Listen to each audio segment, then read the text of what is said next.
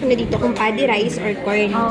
So, bali, eto po, paddy and corn, rice and corn pa lang yung nade-develop ni Telmen. Pero tinitingnan pa siya, nasa research pa siya kung pwede pang ibang Sa ating grain grain. crop. Yes, sir. So, yun lang naman, pwede lang natin kung paddy. Ito lang kasi walang mga pasensya na talaga, wala kaming dala-dalang samples. Maganda sana kung nakita natin. Or na-ask nyo kami, no? Oo, Pwede nga. tata sa rice, no? Meron po ba kayo dito? Sa right? Meron po kayong sama rice dyan? Sa inyo? May use kasi ako pa ba? Or corn, ma'am? Yung corn wala na. Ang rice. Rice, Ang ma'am. rice, layo pa, huron pa eh. Walang tinambak doon sa bahay, doon sa boarding house. Sayang ano. Sa IGP na ubos na.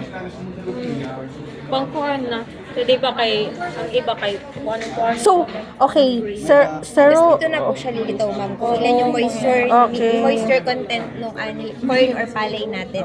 So, bali, tusok lang natin siya na ganyan. So, pasok na siya dito. Then, kusa na po siyang Automatic na yung mga yes po, automatic na lalabas na po yung moisture content niya.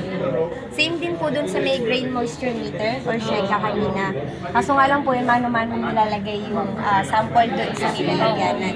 Magkukuha ka pa ng Yes, ma'am. top, base, tas bottom. Yes, ma'am. Opo. Tas eto, okay na Ayan, kasi. tusok lang naman yung tusok na ganyan. So, lilitaw mo po siya kung saan dito.